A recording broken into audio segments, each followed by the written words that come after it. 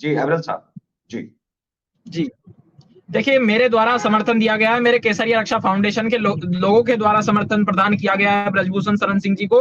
तो ये तो एक प्रसन्नता की बात है। एक व्यक्ति जो स्पष्ट रूप से कह रहा है कि उनके द्वारा कोई गलत कार्य नहीं किया गया और ऐसा कहीं साबित भी नहीं हो रहा है कि उनके द्वारा कोई गलत कार्य अब तक किया गया हो, तो क्यों झूठे इल्जाम उनके ऊपर लगाए जा रहे हैं? इस प्रकार से झूठे इल्जाम नहीं लगाए जाने चाहिए। झूठे इल्जाम लगाना बहुत ही गलत बात है और जो लोग इस प्रकार का विवाद देश में उत्पन्न कर रहे हैं, उन लोगों को समझ लेना चाहिए कि उनके द्वारा, मैं आपको बताता हूं, जो निर्णय लिए गए रेसलिंग फेडरेशन ऑफ इंडिया में, जो उनके द्वारा तब्दीली लाई गई, तो उसके कारण ये लोग इस प्रकार से उनके खिलाफ प्रदर्शन कर रहे हैं। उनके द्वारा जो इतने बड़े बड़े परिवर्तन लाए गए, जिस प्रकार से आप कह सकते हैं कि एक तरीके से वो कहते हैं नेशनल वो नहीं खेलना चाहते, इंटरनेशनल खेलना चाहते हैं, तो ये क्या अर्थ होता है? क्यों वो नेशनल नहीं खेलेंगे?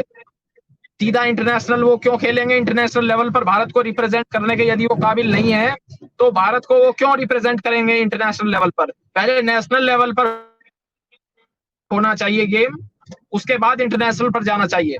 और जहां तक बात है, जितने भी लोग आंदोलन कर रहे हैं, प्रदर्शन कर रहे हैं, इन लोगों को निश्चित रूप से पहले किसानों के नाम पर, अब खिलाड़ियों के नाम पर, क्योंकि एक प्रकार से कहा जाता है कि देश के गांवों में सबसे ज्यादा खिलाड़ी होते हैं, किसान होते हैं और सेना से जुड़े हुए जितने सेना के लोग होते हैं वो लोग होते हैं। तो ये विपक्ष की साजिश है। विपक्ष के द्वारा इस प्रकार का जो कार्य किया जा रहा है, कभी ये सैनिकों को, रिटायर्ड सैनिकों को भड़काने का प्रयास करते हैं, तो कभी ये खिलाड़ियों को भड़काने का प्रयास करते हैं, कभी ये किसानों के नाम पर आंदोलन चलाने का कार्य करते हैं, कुछ किसान नेताओं को वहां पर बैठा करके आंदोलन प्रारंभ करते हैं। तो ये झूठ और ढकोसलेबाजी अब नहीं चलने वाली है। जो विपक्ष के द्वारा नए नए षड्यंत्र रचे जाते हैं, मैं तो अनेकों लोगों के इस प्रकार के नाम जानता हूं जो कि विपक्ष के अंदर बैठे हुए हैं और इस आंदोलन को भड़काने का काम कर रहे हैं, आग में घी डालने का जो लोग काम कर रहे हैं, मैं उनको जानता हूं कौन लोग वो हैं। तो इस प्रकार के लोग, चाहे वो कांग्रेस पार्टी के हों, चाहे वो अन्य किसी राजनीतिक दल के हों, इनको समझ लेना चाहिए, जनता इनके बहकावे में नहीं आएगी। और ये ब्रजभूषण जी के खिलाफ आंदोलन नहीं है, ये आंदोलन मोदी जी के खिलाफ ये लोग करना चाहते हैं। ये मोदी जी को कटघरे में खड़ा करने का प्रयास ये कर रहे हैं।